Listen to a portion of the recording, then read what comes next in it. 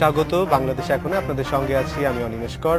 আজ আমরা স্টুডিওতে আমাদের সঙ্গে কথা বলার জন্য আছেন ডক্টর সালেউদ্দিন আহমেদ, এস.এম. সালেউদ্দিন আহমেদ। তিনি পরিবহন বিশেষজ্ঞ। আপনাকে স্বাগত জানাচ্ছি আমাদের এই আয়োজনে। আমরা সম্প্রতি দেখতে পাচ্ছি যে মহাসড়কে অটোরিকশা বন্ধের ঘোষণা দিয়েছে সরকার, এবং এর প্রতিবাদে আবার যারা অটোরিকশা চালক এবং এই পরিবহন শ্রমিক তারা আবার নানা ধরনের কর্মসূচির ঘোষণা দিচ্ছে। আজকে থেকে এটি রাস্তায় কার্যকর হয়েছে, পুলিশ এটি বন্ধ করে দিয়েছে প্রশাসনের উদ্যোগ থেকে, এবং দীর্ঘদিন থেকে আমরা দেখতে পাচ্ছি যে এইসব ছোট যানবাহনের কারণে মহাসড়কে দুর্ঘটনার হার অনেক বেড়ে গেছে, এবং সেই দিক থেকেই সরকার উদ্যোগ নিয়েছে। আমাদের পরিবহন ও সেতু মন্ত্রী ওবায়দুল কাদের তিনিও বিষয়টি খুব গুরুত্বের সঙ্গে নিয়েছেন। এই উদ্যোগটিকে আপনি কিভাবে দেখছেন? আপনাকে ধন্যবাদ। এটা আজকে বেশ কয়েকদিন ধরেই আলোচনাটা আসছে আপনার, এবং আজকের থেকে এটা কার্যকর হচ্ছে। বিআরটি এবং লোকাল অ্যাডমিনিস্ট্রেশন এটা কার্যকর করছে।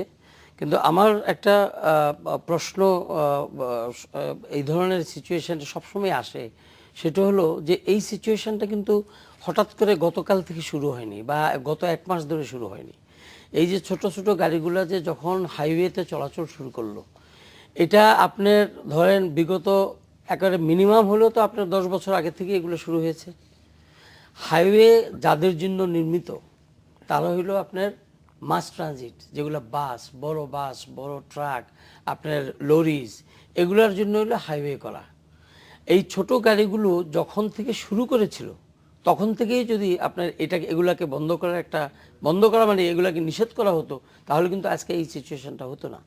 আমরা প্রায় ক্ষেত্রেই দেখি এই যে আমাদের টোটাল মিস প্ল্যানিং, এই প্ল্যানিংয়ের কারণে যখন দেয়ালে পিঠ ঠেকে যায় তখনই আমরা করি কি, স্যার এই ব্যাপারে কিন্তু হাইকোর্টের একটি নিষেধাজ্ঞা ছিল যে মহাসড়কে গত বছর হাইকোর্ট একটি নির্দেশ দিয়েছিল যে মহাসড়কে এই ধরনের শ্যালো ইঞ্জিন চালিত অটোরিকশা, নুসিমন, করিমন, ভটভটি এইগুলি চালানো বন্ধের একটি নির্দেশনা হাইকোর্ট দিয়েছিল কিন্তু গত বছর। হ্যাঁ, দেখুন আমি এই জন্য আমি বলছি যে হাইকোর্ট তো যথার্থই একটা নির্দেশনা দিয়েছে। আপনি যদি অ্যাক্সিডেন্টগুলো দেখেন, অ্যাক্সিডেন্টের প্যাটার্নগুলো দেখেন, তাহলে আপনি দেখবেন যে ম্যাক্সিমাম অ্যাক্সিডেন্টগুলো কিন্তু হয় যখন আপনার এই হাইওয়েতে যখন একটা বাস আপনার 60, 70, 80 কিলোমিটার পার আওয়ার চলে, তার জন্য অনুমোদিত যে মাইলেজটা থাকে সেই মাইলেজও চলে, তখন এই গাড়িগুলো, এই ছোট ছোট গাড়িগুলো তাদের সাথে আপনার ওই স্পিডে পাল্লা দিয়ে চলতে পারে না।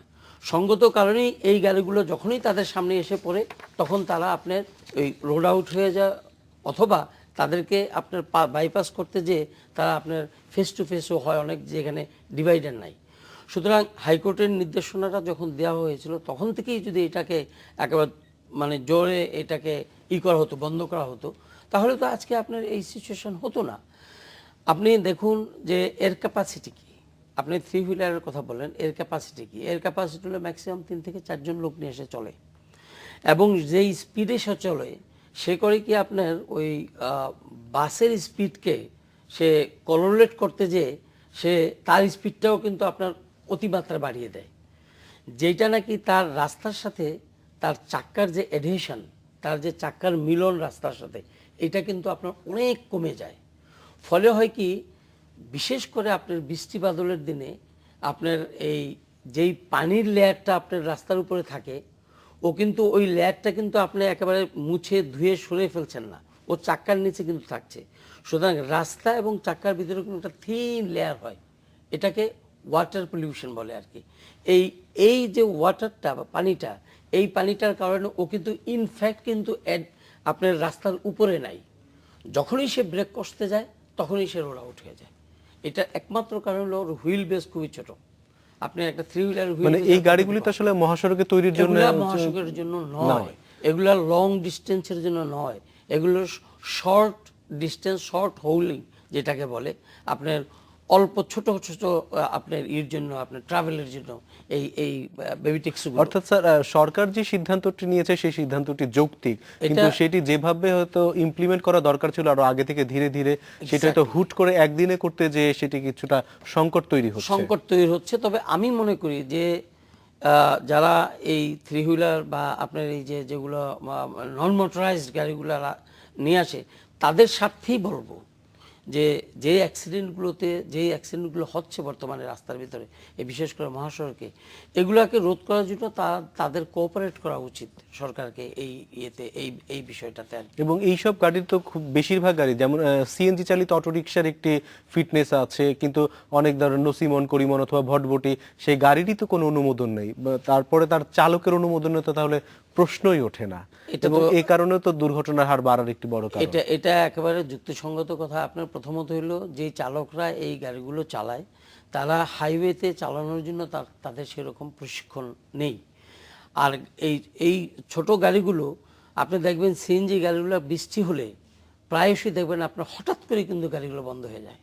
এখন এই হাইওয়েতে যখন আপনি চলছেন, বৃষ্টি পানি, আপনার দেখা যাবে যে রোডের উপর দিয়ে পানি যাচ্ছে, এই যে এখন যে বৃষ্টিগুলো হচ্ছে, বন্যা, এই সময় কিন্তু এই গাড়িগুলো চলছে হঠাৎ করে বন্ধ হয়ে যায়। এই হঠাৎ বন্ধ হয়ে যাওয়ার ফলে কিন্তু আরও অ্যাক্সিডেন্টের রেট বেড়ে যায়।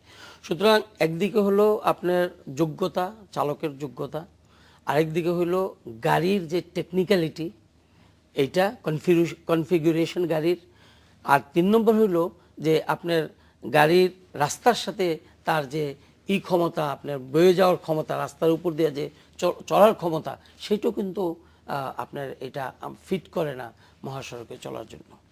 এটা কি তাহলে এদের জন্য একটি লেন করে দেওয়া যায় মহাসড়কে?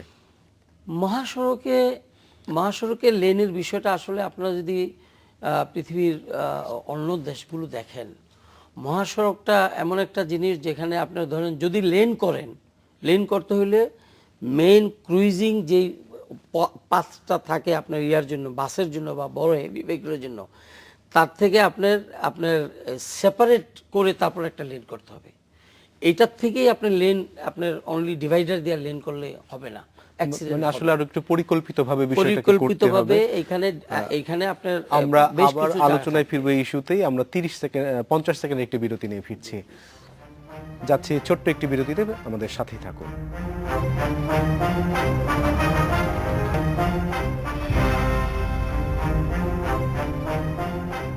বিরতির পর ফিরে এলাম, দেখছেন বাংলাদেশ এখন। আমরা আলোচনা করছিলাম যে লেন করা যায় কিনা। একটি বিষয় আপনাকে একটু বলতে চাই যে অনেক জায়গায় অটোরিকশার কিন্তু আবার জনপ্রিয়তাও আছে।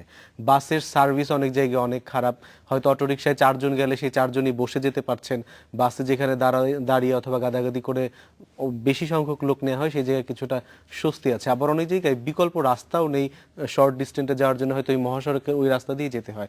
সেই সব জায়গায় তাহলে করণীয় কি? হ্যাঁ, আমাদের দেশে যেহেতু এটা একটা খুব ভেরি ওভার পপুলেটেড দেশ, আমাদের দেশে মহাসড়কও দেখবেন যে আপনার 3, 4, 5 কিলোমিটার পরপরই দেখবেন বাজার পড়ে। তারপর শেষে আপনার ধরেন কিছু কমপ্লেক্স তৈরি হয় আপনার, যেখানে নাকি মানুষ অনেকটা আপনার ওই শহুরে জীবনযাপনের মতোই কিছু ব্যবস্থা আছে। এই যে ডিস্টেন্সগুলো ক্রসিংয়ের জন্য আপনার এই গাড়িগুলো যদি আপনি মহাসড়কের ওই উপর দিয়ে না যেয়ে যদি মহাসড়কের পথেই আপনাকে যেতে হয়, তাহলে সেখানে একটা বেশ বড় ধরনের একটা ভালো একটা আপনার 6 থেকে 8 ফিটের একটা সেপারেট করতে হবে আপনার, করে তারপরে তাদের জন্য এক্সট্রা লেন করে দিতে হবে। মহাসড়ক থেকে যাতে শুধু ডিভাইডার দিয়া আপনার লেন না করে দেয়, তাহলে অ্যাক্সিডেন্ট কমবে না। আরেকটা ইস্যুতে আপনাকে যেতে চাই যে আমাদের সিএনজি চালিত যে অটোরিকশাগুলি ঢাকা শহরে আমরা দেখতে পাচ্ছি যে এর সংখ্যা কিন্তু এখন অনেক বেড়ে গেছে। কিছু দেখছি আবার সিএনজি যেটি প্রাইভেট লেখা থাকে, ব্যক্তিগত অটোরিকশা, কিন্তু সেগুলিও ভাড়ায় চলে। এই যে সিএনজির সংখ্যা এত বাড়ছে, এর কারণটা কি? এর মানে স্ট্রেট আনসার হলো যে আপনার সিএনজি আপনার চিপার ফুয়েল সিএনজি 1 নম্বর। 2 নম্বর কথা হলো যে আপনার এই গাড়িগুলো যেহেতু আমরা ঢাকা শহরের বা বড় শহরগুলোতে মাস ট্রান্সপোর্টেশনের ব্যবস্থা নাই। একটি কথা বলতে চাই যে হয়তো অনুমোদন কতগুলি দেয়া আছে, আমার তো যেটি মনে হচ্ছে যে যতগুলি গাড়ির অনুমোদন দেওয়া আছে তার চেয়ে প্রায় দ্বিগুণ সংখ্যক সিএনজি চালিত অটোরিকশা ঢাকা শহরে চলছে। এই স্টেটমেন্টটা আপনার বিআরটিএ থেকে নেওয়া যাবে, আমি এটা বলতে পারবো না যে অ্যাকচুয়ালি কত চলছে বর্তমানে। তবে অনুমোদিত সংখ্যা হলো আপনার, আমার যতটুকু মনে করে, আমি যখন আপনার সরকারে ছিলাম, যে অনুমোদিত সংখ্যা ছিল বোধহয় আপনার কত 13,000 এইরকম একটা ফিগার ছিল। তো এখন আমার তো মনে হয় আপনি ঠিকই বলেছেন যে এটা ক্রস করে গেছে, যেহেতু ডিমান্ড বাড়ছে আর মানুষ যারা নাকি আপনার মাস ট্রান্সপোর্টেশনে যাতায়াত করতে পারে না, মানুষের ইকোনমিক কন্ডিশন ভালো হয়েছে আগের চেয়ে, এটা তো মানতে হবে। আমাদের জিডিপি বেড়েছে, আমাদের কারণে এই অবস্থা সংখ্যাও ভালো হয়েছে। বাড়ছে। মানুষ তখন কি করে, যে কার কিনতে পারে না সে একটা আপনার এই 3 হুইলার কিনে নিচ্ছে। স্যার, আমরা এই বিষয়ে আবার কথা বলবো। একই সাথে কোন ধরনের সড়ক আমাদের জন্য উপযোগী, পিচ ঢালা সড়ক না কংক্রিটের সড়ক, এই বিষয়টি নিয়েও আপনার সঙ্গে আলোচনা করব বিরতি থেকে ফিরে এসে। আমরা যাচ্ছি আরেকটি বিরতিতে, আমাদের সাথেই থাকুন।